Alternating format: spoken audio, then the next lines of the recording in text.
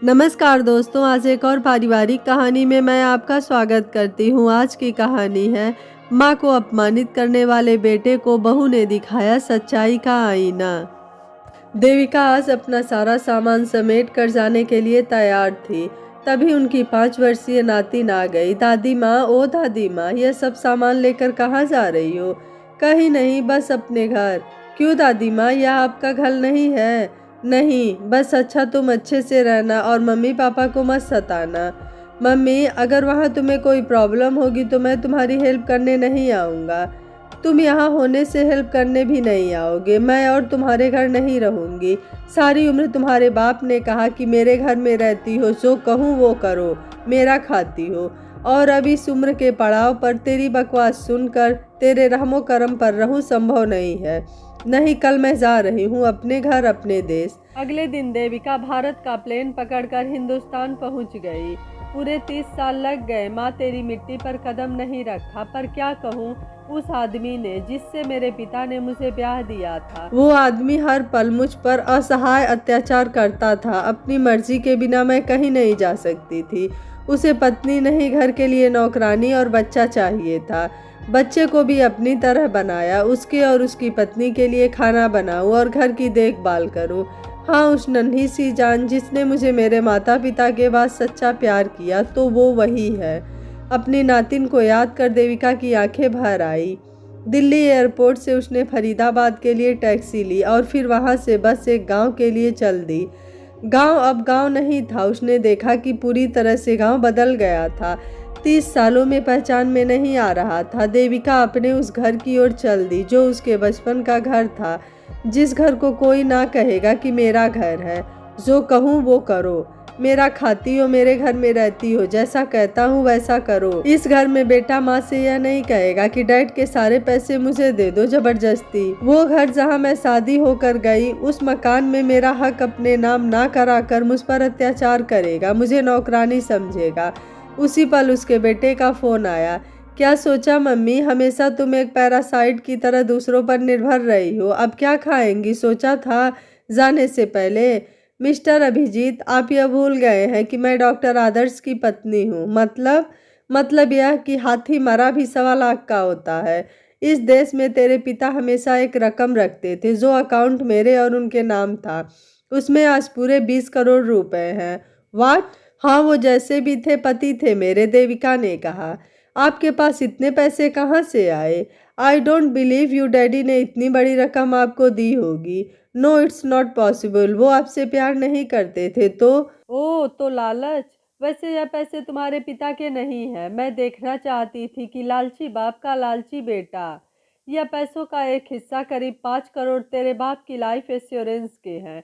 10 करोड़ मेरे पिता ने मेरे नाम रखे थे शादी के वक्त, जो तेरे बाप को नहीं पता था। अगर पता होता तो मुझे कंगाल करने के लिए ले लेता। और 10 करोड़ आज 30 साल में 13 करोड़ हो गए हैं, क्योंकि वो शेयर मार्केट में लगा रखे थे। कुछ फिक्स डिपॉजिट है। तूने ठीक कहा, तेरा बाप मुझे इतनी बड़ी रकम नहीं दे सकता। मम्मी, आप क्यों चली गई? अरे, इस उम्र में कोई अकेला रहता है भला? Come back. पिता पर, पूत जात पर, घोड़ा बहुता नहीं पर थोड़ा थोड़ा। क्या मतलब मॉम? लालची बिल्कुल बाप की तरह है, पैसा खूब पहचानता है। 20 करोड़ का मामला है। देविका घर पहुंची। घर बाहर से पूरा खंडहर हो चुका था। उसकी आंखें भर आई। उसका घर उसी की तरह जर्जर हो चुका था। फर्क बस इतना था कि वो अंदर से और घर बाहर से।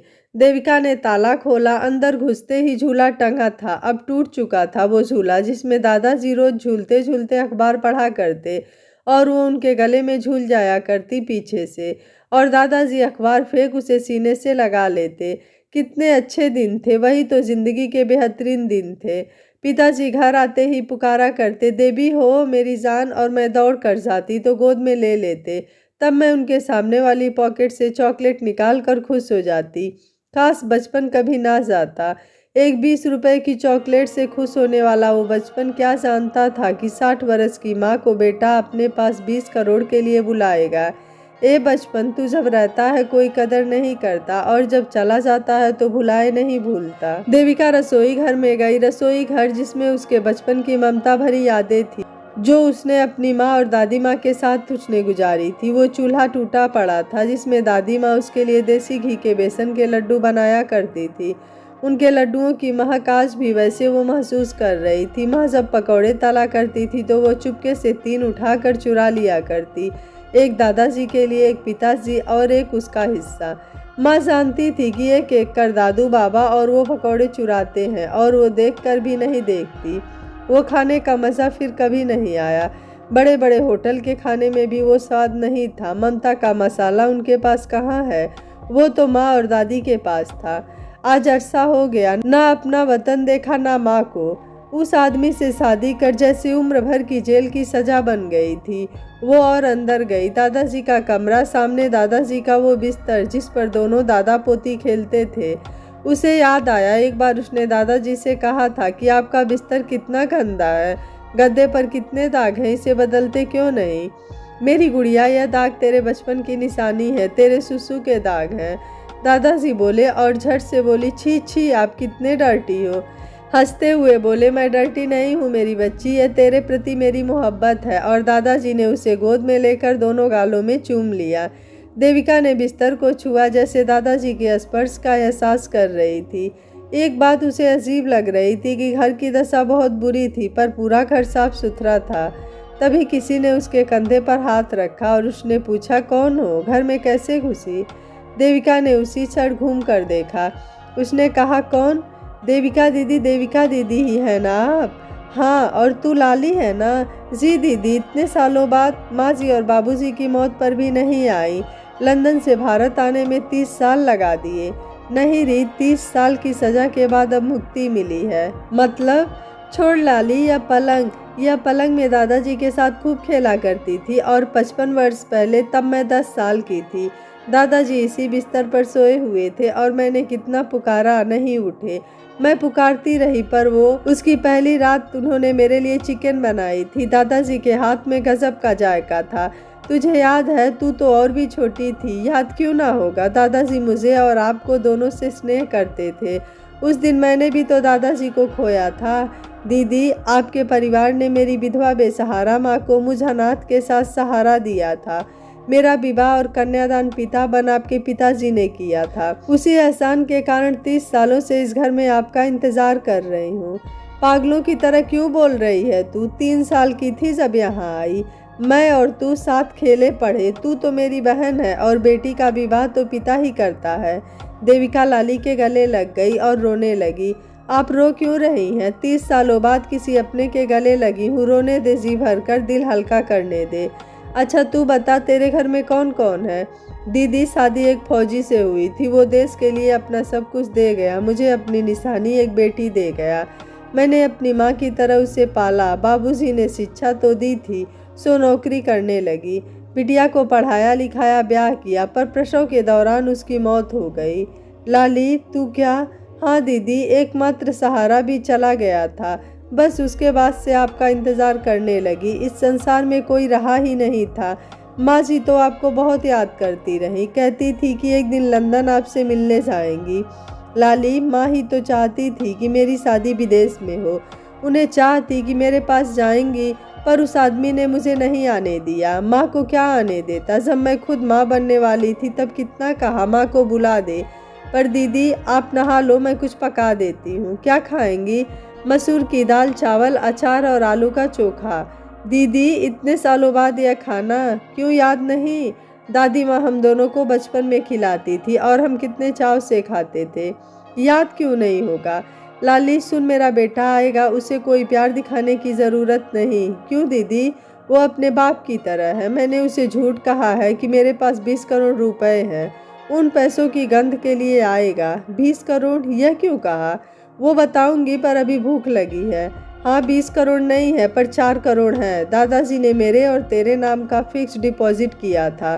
भूल गई जब मैं 7 साल की थी और तू 5, तब 50 लाख रखे थे, जिसे 60 साल के करीब हो गया है। अब वो बढ़कर 4 करोड़ मिल जाएंगे, आयकर विभाग को कर देने के बाद भी। मुझे उसके लिए भी तो आना था। मैं ना आती तो तुझे भी वो पैसे नहीं मिलते, मेरे मरने के बाद भी। लाली देविका के मुंह पर हाथ रख देती है। ऐसा मत कहो, बहुत सालों से अकेली हूँ। मैं भी सबके रहते हुए भी अकेली ही थी। बेटे, बहू, पोती आपकी पोती है? हाँ दादाजी, दादी माँ, माँ, बाबा और तेरे बाद किसी ने मुझे सच में प्यार किया तो वो वही है। देविका नहा कर आई तब तक लाली ने खाने का आयोजन कर लिया। दोनों खा रही थी कि देविका ने कहा, आज बचपन की तरह अपने बचपन के घर में खा रहे हैं, पर एक कमी है, माँ, बाबा, दादाजी, दादी माँ और शीला काकी नहीं है। याद है काकी हम सबको बिठाकर खाना खिलाती थी और अंत में खुद खाती थी। दीदी आप सब बहुत अच्छे हैं, नहीं तो माँ यहाँ काम वाली और मैं उसकी बेटी थी, पर आप सब ने कभी एहसास नहीं होने दिया। तू मेरी बहन है समझी, और शीला काकी मेरी काकी थी। काकी को क्या हुआ था? दादी माँ का आपकी शादी के बाद कैंसर पकड़ गया जो लास्ट स्टेज पर था। माँ दादी माँ का पूरा ख्याल रखती थी और दादी माँ की हालत दिन ब दिन खराब होती जा रही थी। माँ उन्हें तिल तिल करते मरते देख रही थी। दादी माँ की मृत्यु के 6 महीने बाद माँ को हार्ट अटैक हुआ और बाबूजी और माँ जी आखिरी वक्त तक तुम्हारी राह देखते रहे। लाली तू सबके पास उनकी तकलीफ़ों में रही, मैं तो इतनी बदकिस्मत हूँ कि। नहीं दीदी, किस्मत को नहीं वक्त को दोष दो, सब वक्त की बात है। किस्मत नहीं, वक्त बुरा था। जिसे इतने अच्छा परिवार मिला वो कभी बदकिस्मत हो सकती है? लाली माँ को बड़ी चाह थी मेरे घर आने की, मेरे अभिजीत को देखने की, पर मैं क्या करती। शादी के 6 महीनों बाद आदर्श और उसकी माँ मुझे लंदन ले गए।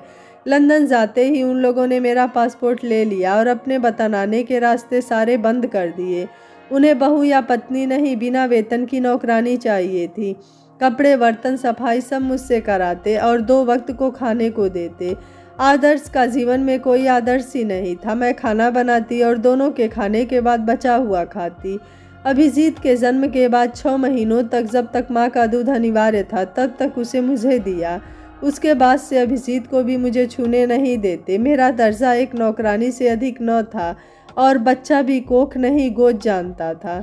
अभिजीत अपनी दादी को माँ रूपी प्रेम करने लगा। वो जब मरी तब आदर्श से ज़्यादा वो रोया। मुझे हमेशा कहता कि तुमने मुझे जन्म देने के अलावा किया क्या है? सब कुछ तो ग्रानी करती थी, मेरी परवरिश करना तुम्हारे लिए बोझ था। लाली ऐसे ही कई साल गुजर गए। अभिजीत बड़ा हो गया, उसकी दादी मर गई। वो मरी तो मैं अभिजीत के थोड़ा करीब आई। वो भी आया, पर उसके पीछे शायद उसका स्वार्थ था। दादी के मरने के बाद उसको उसकी रोज़मर्रा की ज़रूरतों के लिए मेरी आवश्यकता थी, या फिर उसके पिता और दादी ने उसके मन में बसा रखा था कि मैं उसके जन्म से खुश नहीं थी, मैं उससे प्यार नहीं करती, उसका जन्म एक हादसा था, वगैरह वगैरह। दीदी क्या आज भी वो यही सोचता है? अब तो बड़ा हो गया है, सयाना है, एक बच्चे का बाप है। पता नहीं लाली, उसने मेरे साथ कभी भी मधुर संबंध नहीं किए। हाँ, बहू और नातिन प्यार करती थी। शायद बहू मेरी तकलीफ को समझती थी। उसने आदर्श को देखा है, उसकी शादी के 5 वर्षों तक वो जिंदा था। 4 दिनों बाद अभिजीत का खत आया। प्रिय माँ, मैं जानता हूँ कि मैं आपके कभी भी करीब नहीं रहा। नंदा ने बताया है कि, या फिर यह कहूँ कि समझाया है कि एक माँ कभी भी अपनी औलाद के जन्म पर दुखी नहीं हो सकती।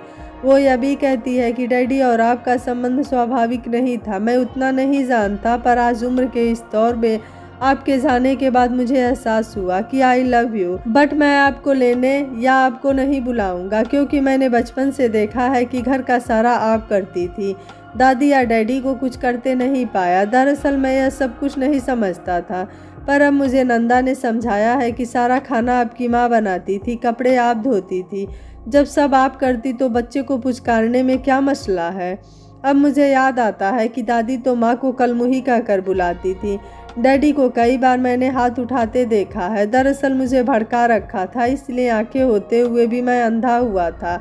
अब नंदा ने मेरी आंखें खोल दी है। आपकी डायरी भी मुझे मिली है, जिसमें आपका हर दर्द छलक रहा है। और हाँ, आपने जो कहा है वो नहीं हो सकता। मेरे पिता आपके नाम कोई रकम नहीं रख सकते।